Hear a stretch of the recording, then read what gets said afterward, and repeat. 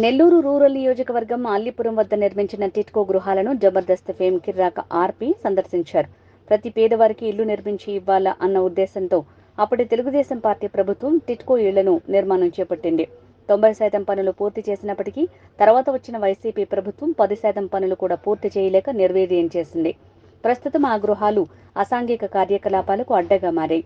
గత వైసీపీ పాలనలో అవినీతి తప్ప అందించిన అభివృద్ధి లేదని కిర్రాక ఆర్పి మండిపడ్డారు. ముందుగా బక్రీ శుభాకాంక్షలు మరియు తొలి ఏకాదశి కలిపి వచ్చినాయి. అందరికీ శుభాకాంక్షలు. ముఖ్యంగా నేను ఇప్పుడు నెల్లూరు జిల్లాలోని అల్లీపురం గ్రామం పక్కన ఉండేటువంటి టిట్కో ఇళ్ళ దగ్గర ఉన్నాను. ఆల్మోస్ట్ ఇక్కడ 15,000 ఇళ్ళు ఉన్నాయి. ఇక్కడికి ఎందుకు వచ్చాననేది ఒక మ్యాటర్కి వెళ్ళి వెంటనే దీన్ని ఫినిష్ చేస్తాను. నిన్నగాక మొన్న గంటా శ్రీనివాసరావు గారు కూడా ప్రెస్ మీట్ పెట్టారు. ఏమనంటే ఋషికొండ మీద 61 ఎకరాలు పూర్తిగా కూల్చేసి దాన్ని బోడిగుండు చేసి ఆల్మోస్ట్ 500 కోట్ల రూపాయలు ఖర్చు పెట్టి పరదాల చాటున ఈరోజు ఆయన ఒక మంచి ప్యాలెస్ దర్జాగా బతకడానికి మంచిగా విలాసవంతమైన జీవితాన్ని టూరిజం పేరుతో రిసార్ట్ పేరుతో ఆల్రెడీ ఉన్న హరిత రిసార్ట్ని కూల్చేసి కోట్ల రూపాయల ఆదాయం తెచ్చే దాన్ని పక్కన పెట్టి ఈరోజు సొంత ప్రయోజనాల కోసం కట్టుకున్నాడు. ఆల్మోస్ట్ ఒక బాత్రూమే ₹1,00,00,000.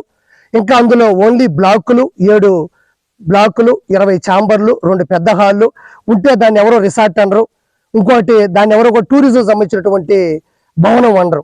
ఎందుకంటే టూరిజం అంటే 1,000-2,000 ఇల్లు ఉంటాయి. ఎందుకంటే 500 కోట్లు ఖర్చు పెట్టారు కాబట్టి. అంటే ఈ 5 సంవత్సరాల పరదాల మాటున దాన్ని అంత విలాసవంతంగా కట్టాల్సిన అవసరం ఏముంది? అంటే ఋషికొండను కూడా బోడిగుండు చేసి ప్రభుత్వ సొమ్ముని ప్రజల సొమ్ముని దుర్వినియోగం చేసి అవినీతి చేసి ఆ వ్యక్తి అక్కడ కొండ మీద అంటే సప్త ఋషుల యొక్క కొండ వైజాగ్కి ప్రకృతి వనరులు ప్లస్ ఆకర్షణీయమైంది బీచ్తో పాటు ఉండే దాన్ని కూడా దుర్వినియోగం చేశాడు. సో ఇప్పుడు నిన్న చూస్తే అది నివ్వెరపోయారు. అంటే దీనికి దానికి రిలేషన్ ఏంటంటే మొదటగా ప్రజావేదికను కూల్చాడు, తర్వాత ఋషికొండని కూల్చేసి కట్టుకున్నాడు. దాంతోపాటు ఎవరికి వెలుగులోకి రానిది ఏంటి అంటే మొత్తం మీద మన ఆంధ్రప్రదేశ్లో లక్షల టిట్కో ఇళ్ళు ఉన్నాయి.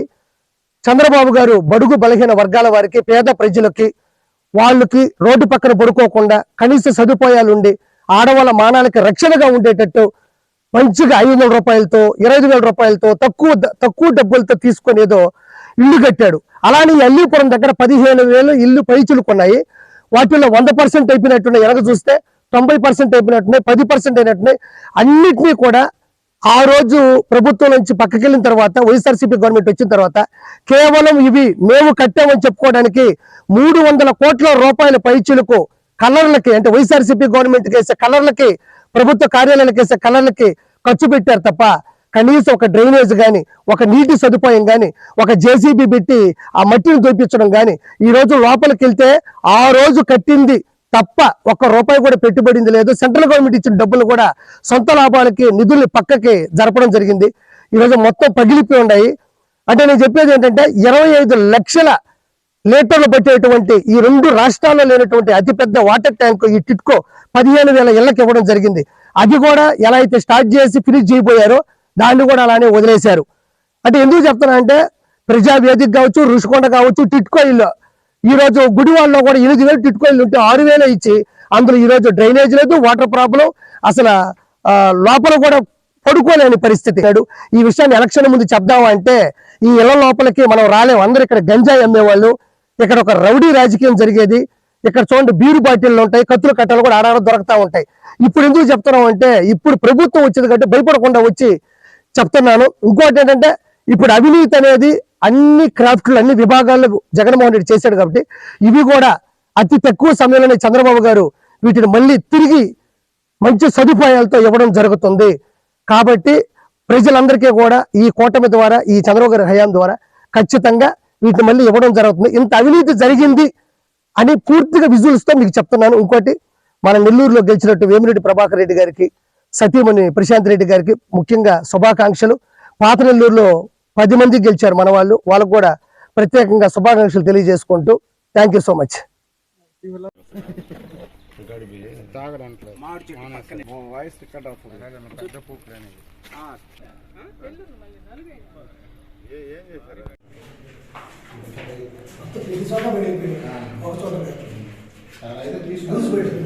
చెవులు లోపల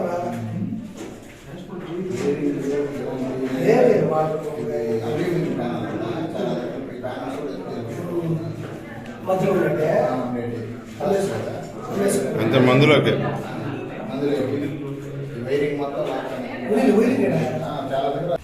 ఓకే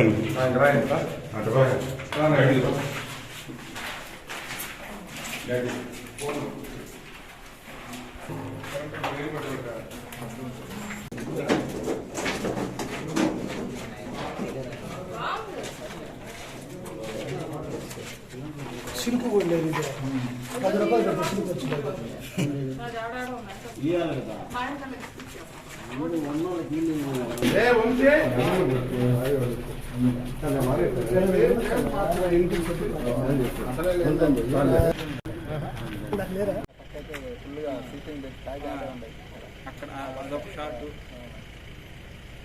అందరూ వచ్చేస్తారు, అందరూ వస్తున్నారు. మినిస్టర్ ప్రోగ్రామ్ ఉన్నారు, వస్తుంది, రికార్డ్ అవుతుందా?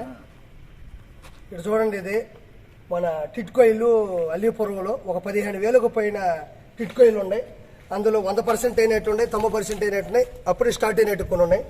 ఈ జగన్మోహన్ రెడ్డి ప్రభుత్వంలో ఇలా చూడండి, ఏమాత్రం అభివృద్ధి చేయకపోగా పేదవాళ్ళకి ఇవ్వకపోగా చూడండి, ఇవన్నీ అధికార దుర్వినియోగం, ఇచ్చలవిడిగా కొట్టేయడం చూడండి, ఇదంతా పగిలిపోవడం, వీటన్నిటికీ మళ్ళీ ఇప్పుడు డబ్బులు పెట్టాలి. సెంట్రల్ గవర్నమెంట్ వచ్చిన డబ్బులు మొత్తాన్ని పక్కదో పట్టించేసి ఈరోజు కనీసం చూడండి నీట్గా చంద్రబాబు గారి హయాంలో నీట్గా ఈ విండోలకి ఈ గ్లాసులు పెట్టడం జరిగింది. ఆల్మోస్ట్ 90% గ్లాసులు పగిలిపోయినాయి. చూడండి, ఈ కలర్ ఎవరిదండి? ఇది చూసారా? వీటి కలర్లకి ప్రభుత్వ కార్యకలాపాలకి, ప్రభుత్వ కార్యాలయాలకి, ప్రభుత్వానికి సంబంధించిన మిగతా ఏదైతే భవనాలు ఉంటాయో వాటికి ప్లస్ వీటికి టిట్కోయిలు, లక్షల టిట్కోయిలకు కలిపి కొన్ని అంటే 300 కోట్ల రూపాయల పైచిలకు ప్రభుత్వ ధనాన్ని, ప్రభుత్వ సొమ్ముని, ప్రజల సొమ్ముని దుర్వినియోగం చేయడం జరిగింది. వినపడుతుంది చెప్తే?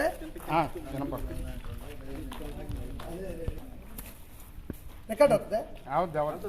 మైక్ లేదుగా, ఓకే.